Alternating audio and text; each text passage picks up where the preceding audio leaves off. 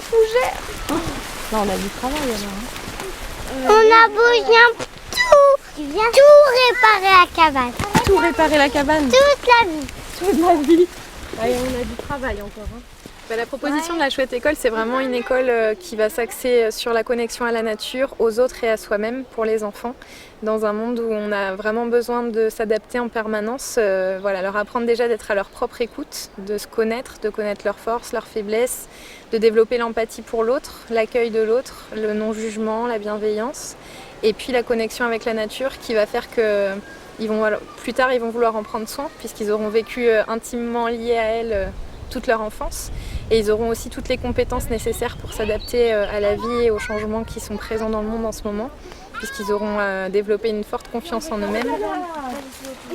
Depuis la nuit des temps, en fait, le petit humain, il est fait pour être en interaction avec le vivant, quoi. Et c'est cette diversité d'odeurs, cette diversité de textures, cette diversité de sons, etc., qui vont faire que son plein potentiel va se développer et qui va, de manière équilibrée, développer les savoirs, les savoir-faire, les savoir-être. Et vraiment, c'est le fait que ce soit un environnement qui soit très diversifié qui va permettre un apprentissage de la vie, de lui-même, de sa relation aux autres qui vont être intéressants, quoi. Donc on se base sur les neurosciences qui sont assez récentes et qui ont prouvé en fait le réel intérêt de relier les enfants à un monde sauvage.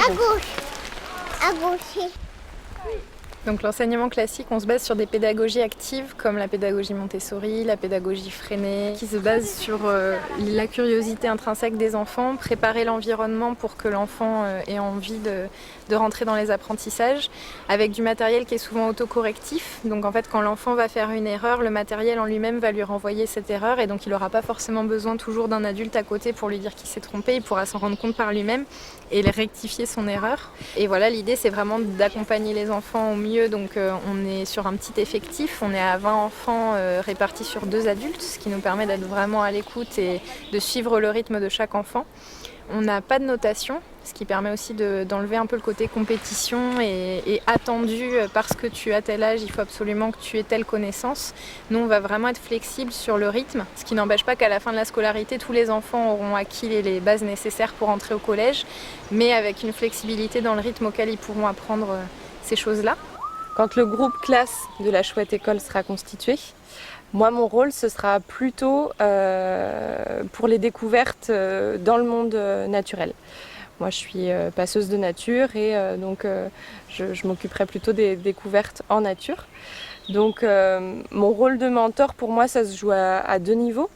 Le premier niveau, c'est faire naître de la cohésion dans le groupe, faire en sorte que chaque enfant sente qu'il fait partie de ce petit village de la Chouette École et qui se sentent soutenus par ce petit village. Et puis ensuite, individuellement, pour chaque enfant, mon rôle, ça va être de leur créer un cadre qui est sécurisant au niveau affectif, au niveau émotionnel, au niveau physique. Et dans ce cadre sécurisant, laisser l'enfant librement faire ses propres découvertes spontanées. Et par rapport à ces découvertes spontanées, moi, être en observatrice de ça, pour pouvoir faire des propositions adaptées et un peu subtiles qui fassent en sorte que sa curiosité elle soit toujours nourrie et qu'il aille de lui-même approfondir ses apprentissages. Là, de ce côté, c'est bien noir. Super.